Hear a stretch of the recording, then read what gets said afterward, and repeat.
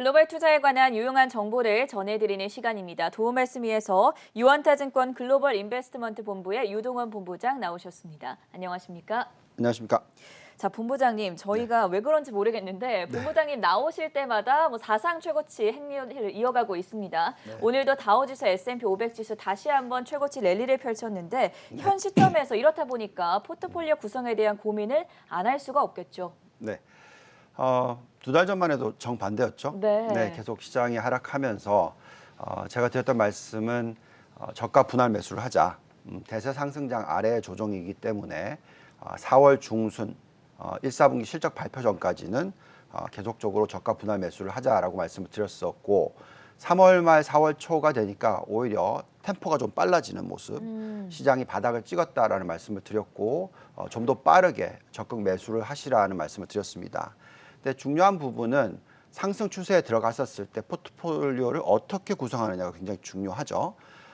그래서 지난 한 2주 전부터 계속 말씀드렸던 부분은 러셀 2000 중소형주 굉장히 좋았던 수익률을 보였던 러셀 2000의 일정 부분의 차익 실현을 하고 그 나머지 부분을 가지고 산업재, 필수 소비재, 또 러셀 1000 그리고 나스닥 100 이런 쪽에 투자를 늘리는 전략을 말씀을 드렸었습니다. 실질적으로 지금 주가 흐름을 보면은 지난 몇 주간의 러셀 2000의 모습은 좀 쉬어가는 모습이 나오고 있습니다. 네. 그렇지만 지난주에 한 달 전부터 말씀드렸던 그 필수 소비재나 또 산업재 부분의 ETF의 흐름을 보시면은 훨씬 더 중소형주 러셀 2000보다는 안정적인 모습이고 계속적으로 상승 추세를 보여주는 그런 차트를 그리고 있습니다. 또한 지난주에 말씀드렸던 러셀 1000 기억하시죠? 네. 러셀 1000 중에서도 성장과 가치 ETF가 있다고 말씀을 드렸는데 대표적인 것이 IWF 성장 그리고 IWD 이 부분이 가치입니다. 근데 이 두 개의 ETF는 지금 계속 최고가를 경신하고 상승하는 추세를 보여주고 있습니다. 이렇게 러셀 2000을 추종하는 IWM의 일정 부분을 차익 실현을 하고 나스닥 100 필수 소비재 산업재 그리고 러셀 1000 성장과 가치를 추종하는 ETF 매수하는 전략은 지금 적절하게 잘 가고 있고 또 이런 모습은 향후 6개월 동안 계속 이어질 수 있다라고 말씀을 드립니다. 자, 특히 우리가 나스닥에 대해서는 계속적으로 장기적으로 좋게 본다라는 말씀을 드렸었고 글로벌 포트폴리오 중에서 적어도 60% 이상 70% 가까이 그렇게 가져가는 그런 전략이 적절하다고 말씀을 드렸었고요. 지금 나스닥의 차트를 보시면은 2020년 9월에서 11월 사이에 나타났던 W자 형성 그 이후에 큰 폭 상승 그리고 또 최근에 또 W자 형성 그리고 다시 급등하는 모습 보여주고 있고 이 중에서 특히 또 나스닥 100은 더 상승폭이 높게 나타나고 있어서 이런 쪽의 포트폴리오 구성이 중요하다 말씀드리겠습니다. 그렇다면 현재 미국 증시에 대한 포트폴리오를 구성을 해본다면 구체적으로 어떤 비중으로 해보면 좋을지 그 부분도 함께 살펴주시죠. 네, 자 우선 가장 중요한 것은 계속 말씀을 드리고 있습니다만 나스닥 100과 성장주 관련돼서 투자 포트폴리오 한 60% 들고 가는 게 중요하다 말씀드립니다. 굉장히 비중이 높네요. 그렇죠.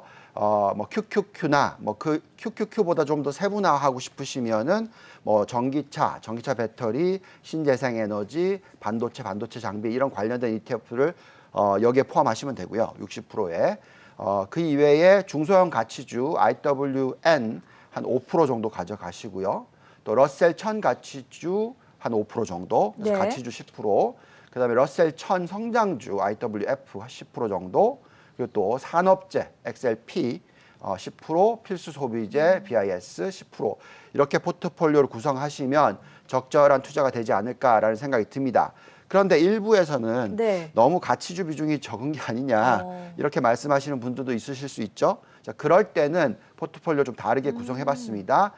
나스닥 100과 성장주 QQQ를 한 10% 정도 낮추고요. 그 나머지 10%를 어디에 집어넣냐면 금융주, XLF 10% 정도를 투자를 해서 가치주 비중을 좀 더 높이는 그런 전략도 적절할 수 있다라고 말씀을 드리겠습니다. 포트폴리오 두 가지를 지금 제시를 해주셨어요. 취향에 맞게 선택을 해보시면 좋을 것 같고 국내 투자자분들을 위해서 한국 주식시장의 매력도도 평가를 해보도록 할게요. 얼마나 저평가되어 있는 구간입니까? 네, 제가 나스닥 100에 대해서 제일 좋게 얘기를 하고 있는데 네. 그것보다도 더 매력이 있는 게 코스피다, 한국이에요? 네, 한국이다라고 네. 말씀을 드리겠습니다. 지금 외국인들의 매도가 일시적으로 또 일어났기 때문에 다들 지난주 금요일만 하더라도 많이 걱정들을 하셨어요. 그렇지만 앞으로의 외국인들의 추세는 아마도 다시 한국 시장에 복귀를 할 가능성이 충분히 있다라고 생각을 합니다. 네. 최근에 모멘텀이 좀 부족하다 보니까 많은 분들이 한국 증시 큰일 난 게 아니냐 뭐 이런 걱정들을 하시는데 단순 비교 차트를 해보면은요. 작년 말에 네. 작년 3월 달 바닥 대비해서 고점까지의 상승한 폭을 보시면 코스피가 127%나 상승을 했었고 조종은 겨우 10.3% 받았습니다. 그런데 우리가 좋게 보고 있는 나스닥의 경우에는 114% 상승했고 네. 12.5% 조정을 받았죠. 그러니까 오히려 코스피가 더 많이 오르고 덜 조정을 받는 그러네요. 겁니다. 이런 모습이 결국은 전 세계 시장을 리드를 하고 있다라고 보시면 되겠고요. 또 실적 부분을 놓고 얘기를 해드리면 지금 코스피의 컨센서스를 놓고 말씀을 드리면 2021년의 이익 증가율이 자그마치 33.67%라고 예상이 되고 있고 네. 또 PER이 14배 정도로 예상이 되고 있습니다. 그래서 우리가 돌려보는 잔존가치 모델 컨센서스를 이용해서 돌려보면 코스피의 적정 가치가 적어도 3,500포인트, 아주 높게 보면 네. 4,100포인트를 돌파한다라고 나옵니다. 자, 이를 나스닥과 비교해서 보면은요. 2021년에 나스닥의 이익 증가율이 26.7%입니다. 또 2021년 PER이 35배나 돼요.